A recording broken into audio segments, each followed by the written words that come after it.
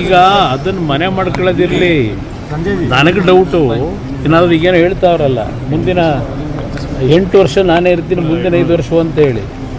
ಆ ಮುಂದಿನ 5 ವರ್ಷ ಇವ್ರು ಏನಾದರೂ ಮುಂದುವರೆದು ಬಿಟ್ಟರು ವಿಧಾನಸೌಧ ಏನು ಮಾಡ್ತಾರೆ ಅಂತ ನನಗೆ ಗಾಬರಿ ಆಗಿದೆ.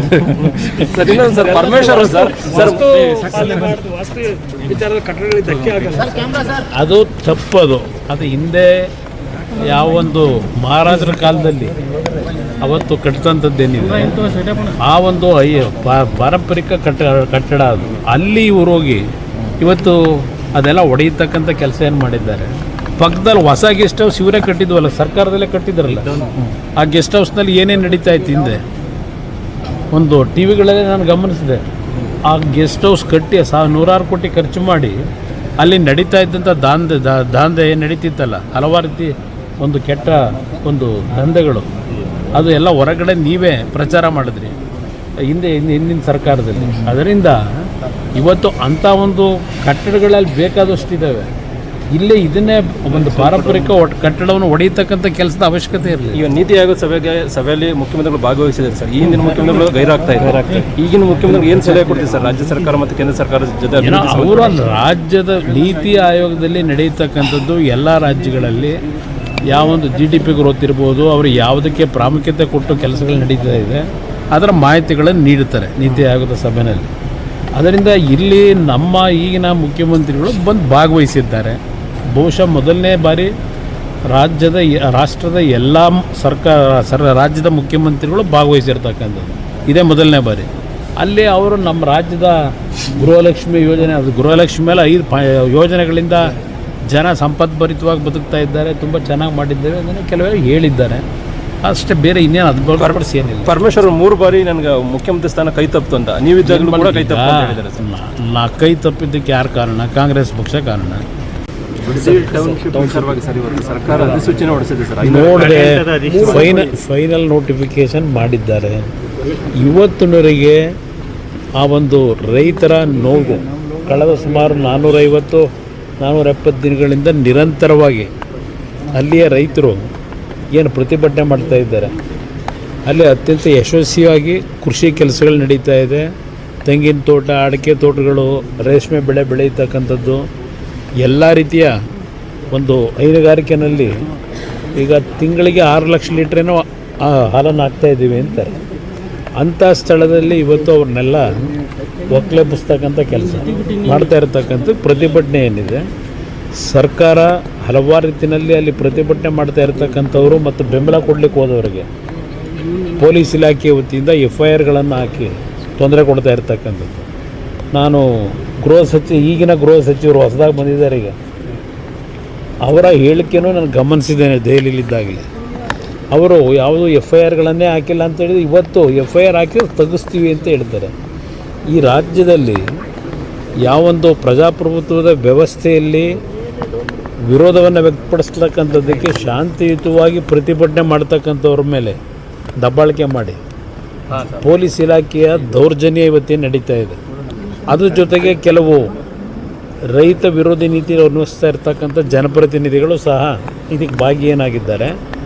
ಬಹುಶಃ ಯಾವುದೇ ಅಧಿಸೂಚನೆಯನ್ನು ಹೊರಡಿಸಿದ್ರು ಅಲ್ಲಿ ರೈತರು ಅದಕ್ಕೆ ಒಪ್ಪಿಗೆ ಕೊಟ್ಟಿಲ್ಲ. ರೈತರಿಂದ ಯಾವುದೇ ರೀತಿಯ ಒಂದು ಮೀಟಿಂಗ್ಗಳು ಮಾಡದೆ ಸುಮಾರು 3,500 ರೈತರು ಕುಟುಂಬಗಳೇನಿದ್ದಾವೆ ಎಲ್ಲರಲ್ಲಿ 80% ವಿರೋಧ ಇದೆ. ಅಂಥ ಪರಿಸ್ಥಿತಿನಲ್ಲಿ ಇವತ್ತು ಸರ್ಕಾರ ಒಂದು ರೀತಿ ದಬ್ಬಾಳಿಕೆ ಮುಖಾಂತರ ನಾವು ಮಾಡಿದ್ದೇ ತೀರ್ಮಾನ ಅಂತಕ್ಕಂಥ ರೀತಿಯಲ್ಲಿ ಹೊರಟಿದ್ದಾರೆ. ಇವತ್ತು ಹಲವಾರು ಪ್ರದೇಶದಲ್ಲಿ ಡ್ರೈ ಲ್ಯಾಂಡ್ ಇರ್ತಕ್ಕಂಥ ಏರಿಯಾಗಳಿದೆ. ಅದನ್ನು ಇವತ್ತು ಐಡೆಂಟಿಫೈ ಮಾಡಿ ಏನು ಬೇಕಾದರೂ ಅಭಿವೃದ್ಧಿಗೆ ಇವತ್ತಿನ ಸಮಸ್ಯೆಗಳ ಪರಿಹಾರಕ್ಕೆ ಜಾಗವನ್ನು ಹುಡುಕಲಿ. ಇಲ್ಲಿ ಯಾರು ರೈತರು ನಿಜವಾಗಿ ಇವತ್ತು ನಿಜವಾದ ಕೃಷಿಯನ್ನು ಮಾಡ್ತಾ ಇದ್ದಾರೆ, ಇವತ್ತು ಅಂಥ ರೈತರನ್ನ ಒಕ್ಕಲೆಬ್ಸೋದ್ರಿಂದ ಇವತ್ತು ರಾಜ್ಯದಲ್ಲಿ ರಾಷ್ಟ್ರದಲ್ಲಿ ರೈತರಿಗೆ ಇವತ್ತು ಬೆಂಬಲ ಕೊಡಬೇಕು ಅಂತಕ್ಕಂಥದ್ದು ಒಂದು ಕಡೆ ಹೇಳ್ತೀವಿ. ಇವತ್ತು ಆಹಾರ ಉತ್ಪಾದನೆ ಇರ್ಬೋದು ಮತ್ತು ಬೇರೆ ಬೇರೆ ದೇಶಗಳಿಗೆ ರಫ್ತು ಮಾಡ್ತಕ್ಕಂಥ ರೀತಿಯ ಒಂದು ತೋಟಗಾರಿಕೆ ಒಂದು ಕೃಷಿ ಕೆಲಸವನ್ನು ನಿರ್ವಹಣೆ ಏನು ಮಾಡ್ತಾ ಇದ್ದಾರೆ. ಆ ಭಾಗದಲ್ಲಿ ಜನ ಇವತ್ತು ನಾನೇನು 2006ನೇ ಇಸ್ವಿನಲ್ಲಿ 5 ಟೌನ್ಶಿಪ್ಗಳನ್ನು ಮಾಡಬೇಕು ಅಂತಕ್ಕಂಥದ್ದು ನಿರ್ಧಾರ ಮಾಡಿದ್ದು ನಾನೇ. ಯಾತಕ್ಕೆ ಮಾಡಿದೆ? ಬೆಂಗಳೂರು ನಗರದಲ್ಲಿ ಯಾವೊಂದು ಜನಸಂದಣಿ ಒತ್ತಡ, ಬೆಂಗಳೂರು ಒಂದು ಸ್ಯಾಚುರೇಟೆಡ್ ಪಾಯಿಂಟ್ಗೆ ನಾವು ಡೆವಲಪ್ಮೆಂಟಲ್ಲಿ ನಾವು ರೀಚ್ ಆಗಿದ್ದೇವೆ. ಅದರಿಂದ ಬೆಂಗಳೂರಿನ 30 ಕಿಲೋಮೀಟ್ರ್ ವ್ಯಾಪ್ತಿಯ ಹೊರಗೆ 5 ಟೌನ್ಶಿಪ್ಗಳನ್ನು ಮಾಡಬೇಕು ಅಂತಕ್ಕಂಥದ್ದು ಮಾಡಲಿಕ್ಕೆ ಹೊರಟಾಗ ಇದೇ ಕಾಂಗ್ರೆಸ್ಸು ವಿರೋಧ ಮಾಡಿದ್ರು. ಸತ್ಯಶೋಧನಾ ಸಮಿತಿ ಅಂತ ಮಾಡಿ ಅವತ್ತು ವಿರೋಧ ವ್ಯಕ್ತಪಡಿಸಿದಂಥದ್ದೇನಿದೆ ಅದರ ಹಿನ್ನೆಲೆ ಮತ್ತು ಅಲ್ಲಿಯ ಜನತೆಯ ಭಾವನೆಗಳು ಸ್ಪಂದಿಸಿ ಆ ಒಂದು ಯೋಜನೆ ಮಾಡ್ತಕ್ಕಂಥದ್ದನ್ನು ಸ್ಥಗಿತಗೊಳಿಸಿದ್ವು. ಈಗಿನ ಸರ್ಕಾರದಲ್ಲಿ ಏನು ಬೆಂಗಳೂರು ದಕ್ಷಿಣ ಅಂತಕ್ಕಂಥ ಒಂದು ವ್ಯಾಪ್ತಿಯನ್ನು ಇವತ್ತೇನು ವಿಸ್ತರಣೆ ಮಾಡಿ ಈ ರೀತಿಯ ಜನವಿರೋಧಿ ನೀತಿಯನ್ನು ಮಾಡಲಿಕ್ಕೆ ಹೊರಟಿದ್ದಾರೆ. ಬಹುಶಃ ಅಲ್ಲಿಯ ರೈತರು ಅವ್ರಿಗಿರ್ತಕ್ಕಂಥದ್ದು ಈಗ ಕಾನೂನು ಹೋರಾಟ ಮಾಡಬೇಕು. ಪಾಪ ಪ್ರಿಯಾಂಕಾ ಖರ್ಗೆ ಅವ್ರು ಹೇಳಿದ್ದಾರೆ ಕಾನೂನಲ್ಲಿ ಹೋರಾಟ ಮಾಡಲಿ ಅಂತ ಹೇಳಿ. ನಿಮಗೆ ರೈತರ ಬಗ್ಗೆ ಎಷ್ಟು ಗೌರವ ಇಟ್ಕೊಂಡಿದ್ದೀರಿ ಅಂತಕ್ಕಂಥದ್ದು ಇಲ್ಲೇ ಗೊತ್ತಾಗ್ತದೆ. ಇವತ್ತು ಅಲ್ಲಿ ನೋಡಿದ್ರೆ ದೊಡ್ಡಬಳ್ಳಾಪುರ ಭಾಗದಲ್ಲಿ ಅಲ್ಲೂ ರೈತರ ಮೇಲೆ ದಬ್ಬಾಳಿಕೆ ನಡೀತಾ ಇದೆ. ಅಲ್ಲಿ ಇವಾಗ ಅದರ ಜೊತೆಗೆ ಅಶೋಕ್ ಅವರು ಮೊನ್ನೆ ಹೇಳಿರ್ತಕ್ಕಂಥದ್ದು ಗಮನಿಸಿದೆ.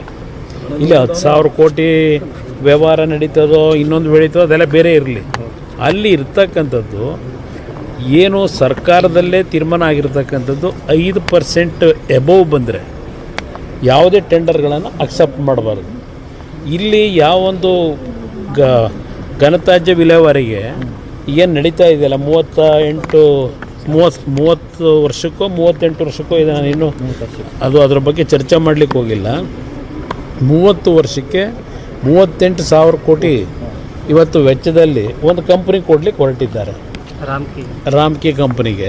ಆ 38 ವರ್ಷದ ಜೊತೆಗೆ ಮತ್ತಿನ್ನೂ 35 ವರ್ಷ ಆಮೇಲೆ ಮತ್ತೆ ಮುಂದುವರಿಸ್ಬೋದು ಅಂತ ಹೇಳಿ.